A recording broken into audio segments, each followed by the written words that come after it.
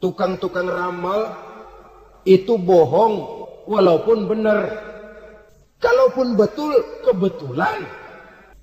Saudara hadirin yang saya muliakan, lalu bagaimana dengan dukun? Ya. Saudara hadirin, pergi ke dukun hakikatnya sama dengan pergi ke dokter. Orang berusaha melaksanakan yang namanya syariat, hakikatnya kembalikan kepada Allah. Syariatnya kita laksanakan. Tetapi, nah ini tetapi. Yang pertama, saudara harus tahu betul dukunnya itu. Bayang apa enggak? Agamanya kuat apa enggak?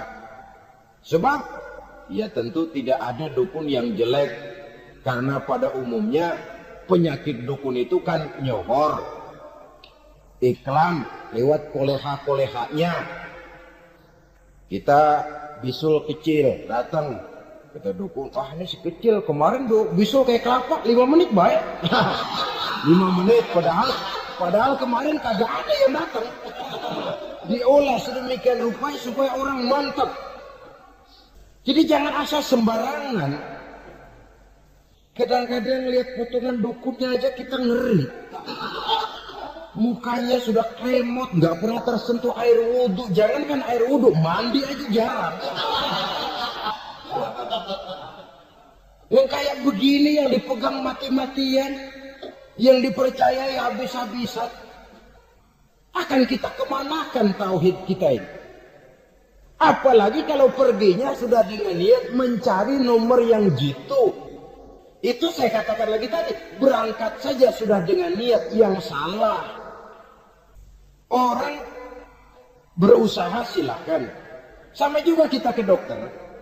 Oleh dokter kan setelah diperiksa penyakit kita, lalu dianalisa, oh ini penyakitnya ini. Kemudian diberikan obat. Lah, obat itu kan tentu ada aturan minumnya tuh. Yang kapsul ini sehari 3 kali, yang tablet ini sehari 2 kali. Kalau kita minumnya kelebihan, overdosis namanya. Saking pengen cepet baik, sekali minum 10 tablet. Ya memang nggak sakit-sakit lagi, tapi nggak hidup sudah. Habis. Kita pun dalam melaksanakan amalan hidup beragama begitu.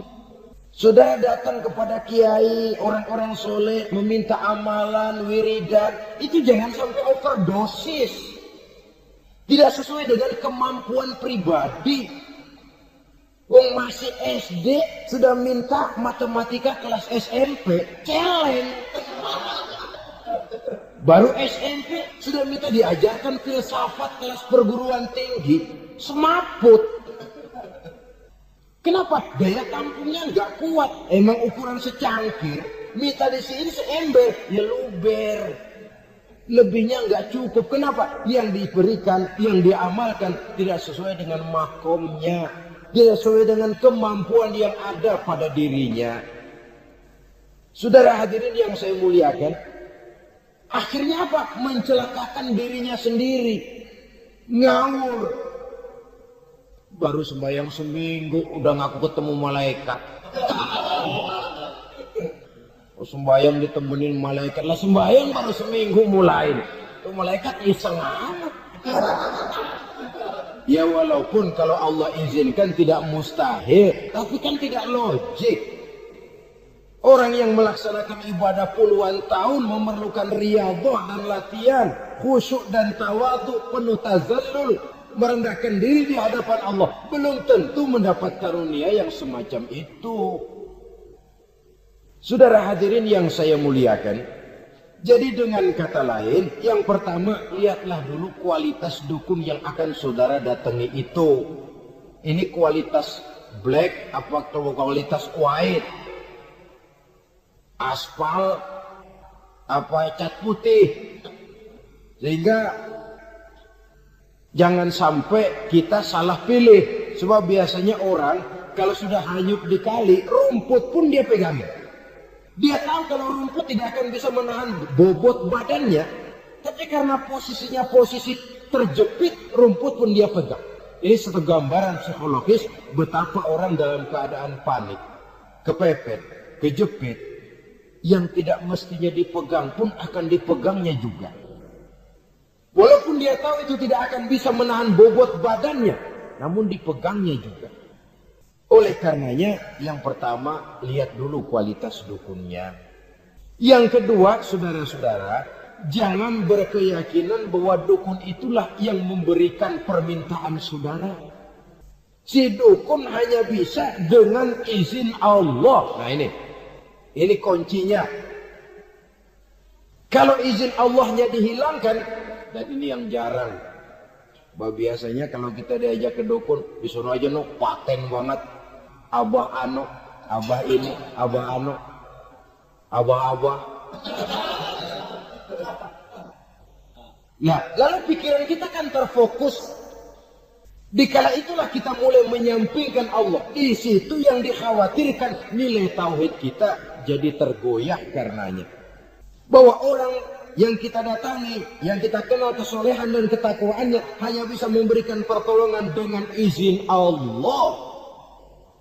Dengan izin Allah dia doakan kita dan doanya kabul. Dengan izin Allah dia penuhi hajat kita dan hajat kita jadi terlaksana, jadi kenyataan dengan izin Allah. Sebab Allah itu memberikan keistimewaan. Ada waktu istimewa, ada tempat istimewa, ada jam istimewa. Kenapa sih sedekah hari Jumat dengan sedekah hari Kamis pahalanya kok lebih besar hari Jumat? Karena itu waktu istimewa. Kenapa untuk sembahyang sunnah dianjurkan sepertiga malam yang terakhir? Karena itu waktu istimewa. Kenapa doa di Multazam, di dekat Hajar Aswad, di Hijr Ismail, di Raudhah, dikabulkan Allah? Karena itu tempat istimewa. Memang kadang-kadang ada orang berkata, kalau mau berdoa kenapa mesti di kuburan wali? Di rumah juga berdoa, Tuhan dengar. Betul. Tuhan dengar, bahkan tidak berdoa pun Allah tahu isi hati kita. Tapi soal dikabulkan atau tidak, itu hak Allah. Dan Allah memberikan fasilitas kepada tempat-tempat tertentu dan istimewa. Dan itu diajarkan oleh Nabi. Di Raudhah perbanyak doa. Kenapa? Itu tempat yang mustajab. Artinya Allah memberikan keistimewaan kepada tempat-tempat tertentu. Dalam konteksnya dengan ini, makom para aulia, para wali, para ulama soleh, tidak ada salahnya kita berdoa di sana, bertawassul, bukan meminta kepada si kiai, bukan meminta kepada si ulama, bukan meminta kepada si wali, meminta kepada Allah melalui tempat yang orangnya kita yakin dekat dengan Allah. Walaupun Allah tidak memerlukan perantara, itu jelas. Allah tidak memerlukan calon, memang. Tapi Allah menyediakan waktu dan tempat-tempat istimewa. Itu harus kita manfaatkan untuk mendekatkan diri dan berdoa kepadanya. Saudara-saudara kaum muslimin rahimakumullah. Saya kembali dalam konteksnya dengan dukun yang akhir-akhir ini jadi populer karena merajalelanya judi sampai kepada desa-desa. Pedesaan-pedesaan terpencil yang akibatnya menjauhkan orang dari nilai tauhid.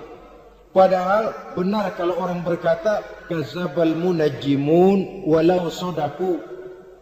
Tukang-tukang ramal itu bohong walaupun benar. Kalaupun betul, kebetulan. Itu maksudnya bohong walaupun betul. Betulnya betul kebetulan. Maka para remaja itu biasanya gemar kepada membaca bintang Anda minggu ini. Kan begitu toh?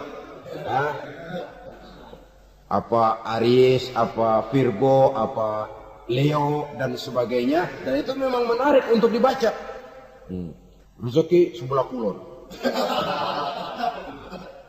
Asmara anget. Saudara hadirin, hal yang semacam ini boleh saja untuk dibaca, tapi tidak untuk diyakini kebenarannya. Boleh saja untuk dibaca, tapi tidak untuk diyakini kebenarannya. Karena meyakini kebenarannya sama saja dengan mendahului Allah. Dan itu bisa menggelincirkan nilai-nilai tauhid kita.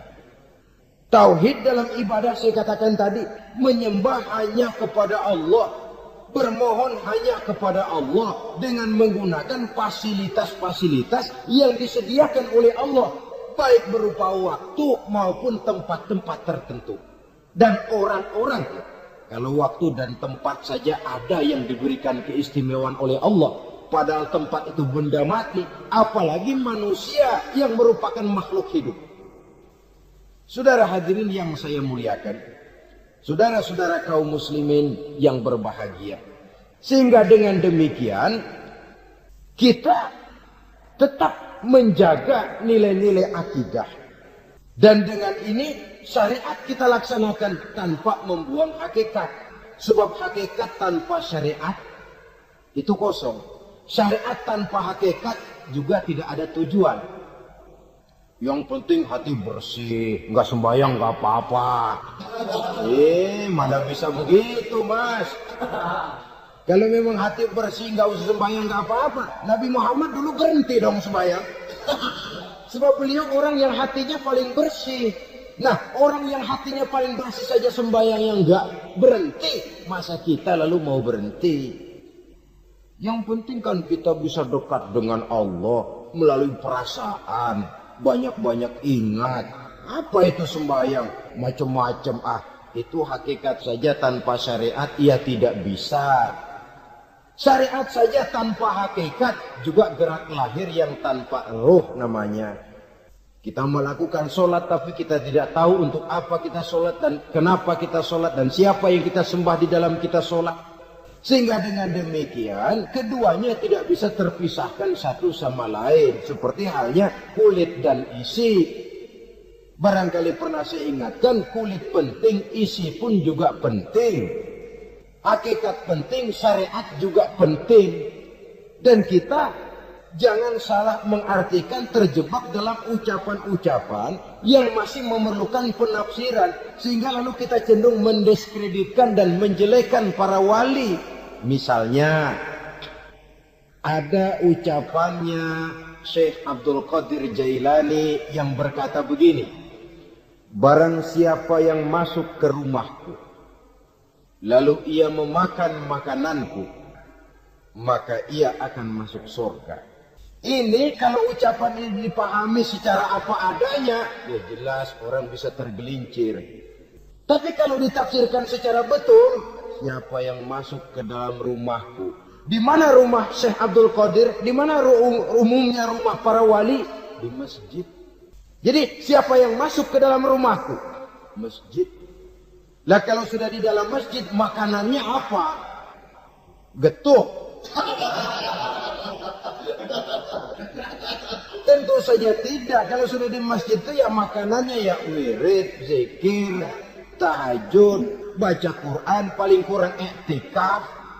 Jadi siapa yang masuk ke masjid lalu dia sujud, wirid, zikir, ya jelas saja surga.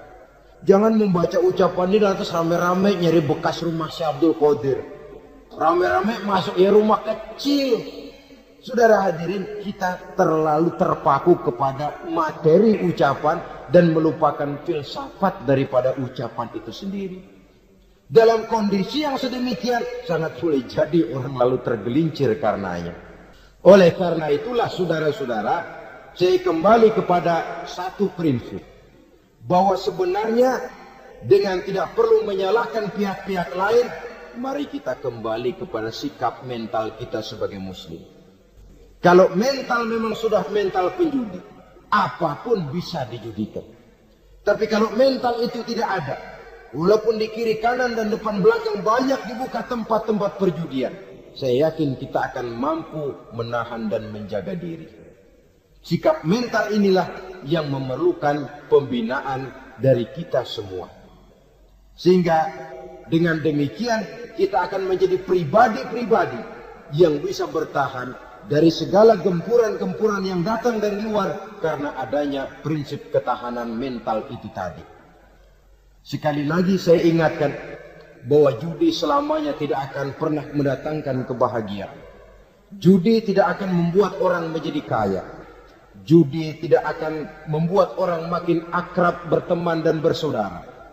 Yang jelas Judi melahirkan permusuhan dan dendam, membangkitkan rasa malas, memulukan angan-angan tanpa mau peras keringat dan banting tulang, melalaikan orang dari tanggung jawab dan kewajibannya, membuat ia lupa kepada anak, istri, dan seluruh keluarganya, dan pada akhirnya dia akan terjebak dalam satu permainan yang makin menjauhkan dia dari proses kesadarannya sebagai manusia.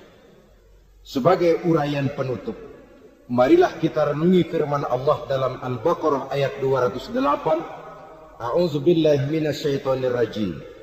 Ya ayyuhalladzina amanu dukhulu fis silmi kafah wa la tattabi'u khutuwatis syaitan innahu lakum aduwwum mubin.